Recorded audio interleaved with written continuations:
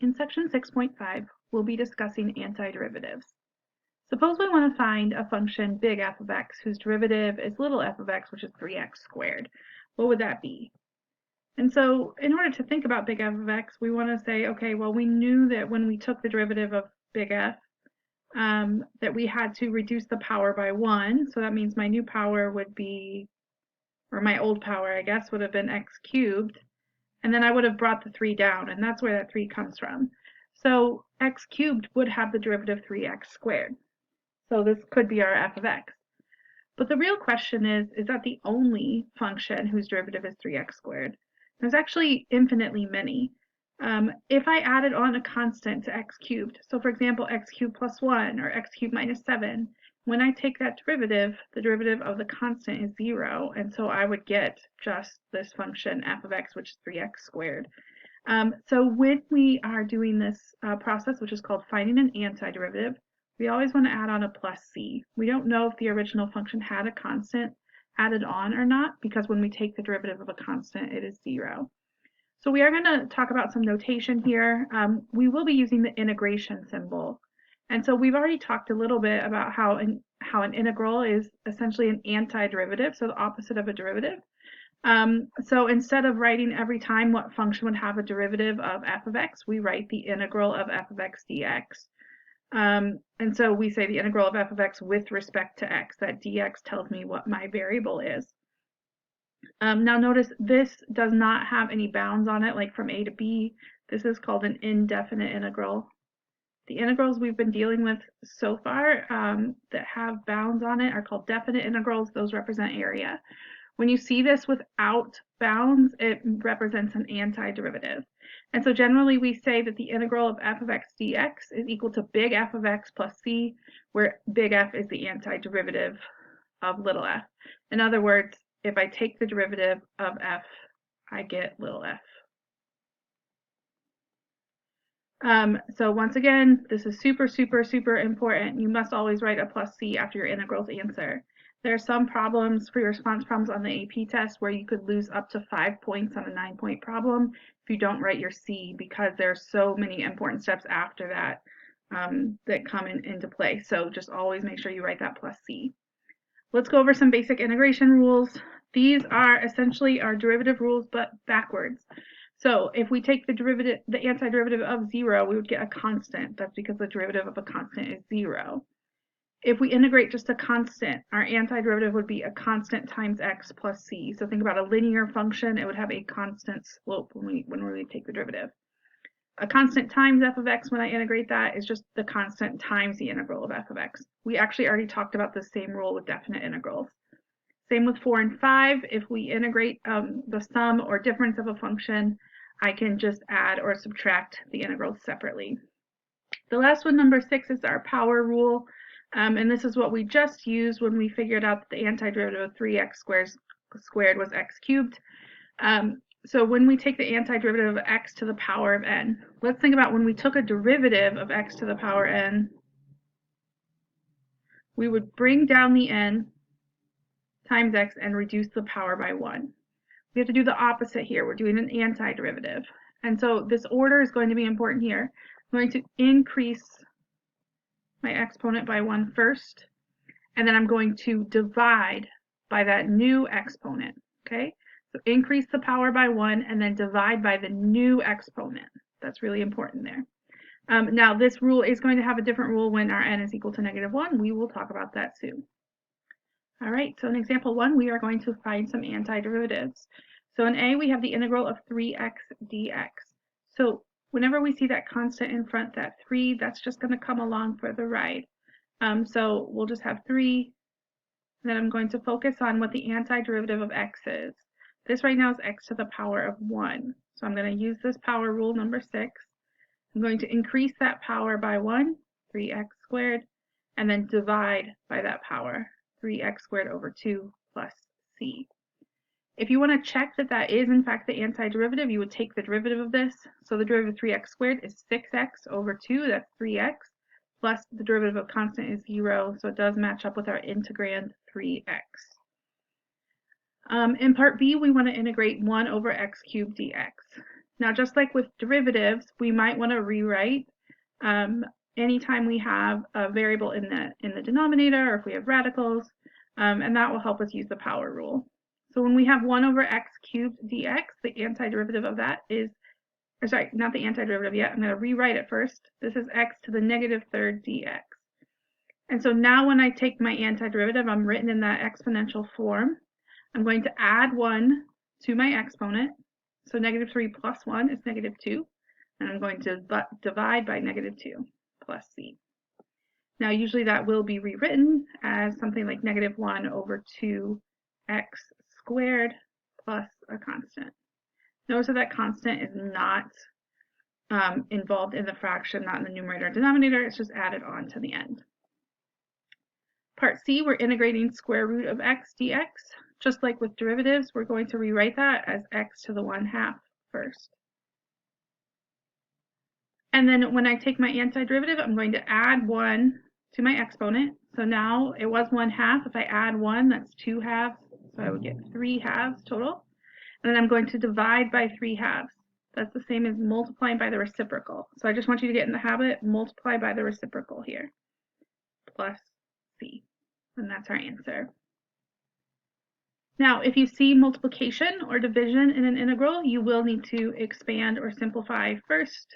So in part D, we have x to the 1/3 times x minus 4. If we distribute that, we'll have the integral of x to the 4/3 minus 4 times x to the 1/3.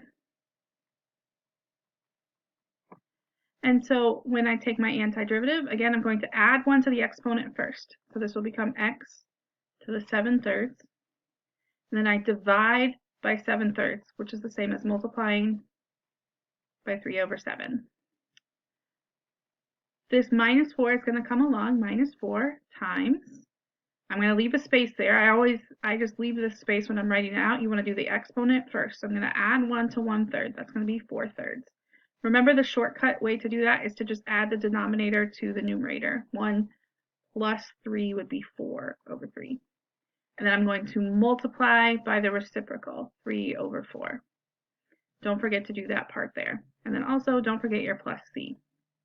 I'm just going to simplify this a little bit. 3/7 x to the 7/3. Here my 4's cancel out, so I have minus 3x to the 4/3 plus c.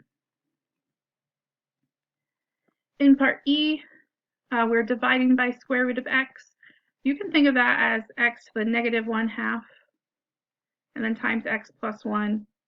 And so this becomes a problem a lot like D, where we want to distribute that x to the negative 1/2 first. So we're going to have x to the 1/2 plus x to the negative 1/2 dx. It is best practice to put parentheses around your integrand when you have more than one term there. And so our antiderivative then, add 1 to the exponent. That's going to be x to the 3/2. And then take the reciprocal to get my coefficient, 2/3. Plus x to the negative 1/2, I add 1. That's going to be x to the positive 1/2. Take the reciprocal of 1/2, that's 2. So I'm going to multiply by 2. And then don't forget your plus c.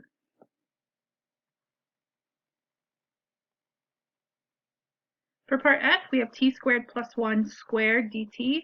So same as when we had products or quotients, if we have a function that maybe looks that's like something inside of an exponent, we want to expand that.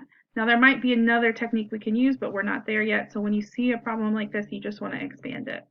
So t squared plus 1 squared, remember that's t squared plus 1 times t squared plus 1 would be t to the 4th plus 2t squared plus 1. Notice I'm simplifying this first, but I still am writing the integral symbol, the integral and the dt, because I have not actually taken the antiderivative yet. I don't remove the integral symbol or the dt until I take the antiderivative. So now in the next step, I will remove the integral symbol and the dt. So the antiderivative of t to the 4th is t to the 5th. Then I divide by 5 plus 2t. My new exponent will be 3. Divide by 3 plus my antiderivative of 1. Whenever there's just a constant there, my antiderivative will just be that number, which is 1 times my variable, which is t. So if that had been like 5, this would be 5t. and then plus your constant. Sometimes you'll be given a derivative function and asked to find the original function as well. So you just need to recognize that you're actually finding antiderivatives, which means you're using integrals. So pay attention here that this, the first thing we're given, f double prime of x is 3. That is a function because it has an x in it. So that is our second derivative function. It just happens to be constant. We have these other two values, f prime of 2 equals 5 and f of 2 equals 10. A lot of times we'll call these initial values. And we want to figure out what f of x is. So I'll map the second derivative. I'll have to take the antiderivative twice to get to my original function, f of x. So to find f prime of x, I will take the antiderivative of f double prime of x. That's how I would be undoing one derivative. And so that means I'm integrating my function f double prime is 3 dx. And so that antiderivative of 3 is 3x plus a constant. Now, in the previous examples, we just left it as plus c because we couldn't figure out what that constant is. But when I'm given an initial value, such as f prime of 2 equals 5, I can actually figure out that constant. So since f prime of 2, that would be 3 times 2 plus c, we know that that is equal to 5. Then I have 6 plus c is equal to 5, so that means c is equal to -1. So that means my function f prime of x is actually 3x minus 1. I'm going to do the same process now to find f of x. So f of x is the integral of f prime of x dx, which means I'm going to be integrating 3x minus 1. That's that function we just found. My antiderivative there, 3x, add 1 to the exponent squared over 2. Antiderivative of minus 1 is just minus x plus a constant. And then in the same way we did with f prime, we can figure out what that constant is. We have f of 2, so I'm going to plug in 2 for each of my x's, plus c, and I'm going to set it equal to 10. I'm using f of 2 equals 10. So this is 3 times 4, that's 12, over 2 is 6, minus 2 is 4, plus c is equal to 10. So my c is equal to 6. And then don't forget, I do have to actually answer what my function was. What is my f of x? It is 3x squared over 2 minus x plus 6. So just replacing the c with that 6 that we found. Now, so far we've only dealt with polynomials and radicals, but we can also do integrals of trig functions. So remember that integrals are just backwards derivatives, antiderivatives. So using what we know about derivatives of trig functions, let's fill these in. So when I read the integral of cosine x dx, I have to think to myself, the derivative of what function would give me cosine, and that would be sine of x. But just like before, we will have to add on a plus c. For the integral of sine of x, I think what the derivative of what function gives me sine of x, and you might be saying cosine x, and you'd be almost right, but remember that the derivative of cosine x is negative sine of x, so here the antiderivative is negative cosine x, and then plus c. So I want you to pay attention here. Remember that the derivative of cosine was negative, but here notice the antiderivative of cosine is positive. The derivative of sine was positive, but the antiderivative of sine is negative cosine. So just be careful with those signs. You're going to have to actually stop and think about it for a second. The integral of cosecant squared x dx, so we're thinking about the integral of which function, or sorry, the derivative of which function was cosecant squared. You might remember that was cotangent. However, it did give us a negative integral, or negative derivative, so this is negative cotangent x plus c. The integral of secant squared dx, what function derivative was secant squared? That was tangent. Cosecant x, cotangent x dx, the antiderivative there is negative cosecant x plus c. Remember the derivative of cosecant x was negative cosecant cotangent, and so we just have to compensate with that negative. And the integral of secant x, tangent x is secant x plus c. So let's use those rules to find a few antiderivatives. In A, we have the integral of 2 sine of x dx. Remember that 2 can just come along for the ride with us. So that 2 is just going to be here. I'm focusing on the sine of x. The antiderivative of sine of x is negative cosine x plus c. So this is just negative 2 cosine x plus c. Now in part B, we have sine x over cosine squared x dx, which is not any of our rules. And we haven't talked about how to integrate a quotient, except I told you to rewrite it or simplify it. So let's rewrite this first. Think back to your trig identities in pre-calc last year. Sine x over cosine squared x, I can rewrite as sine x over cosine x, and then times 1 over cosine x, right? That's what cosine squared means. Now let's still translate that. Sine x over cosine x is tangent x. 1 over cosine x is secant x. And so what I really have here is I'm integrating secant x tangent x, which I recognize from above. One of my rules, this is just secant x plus c.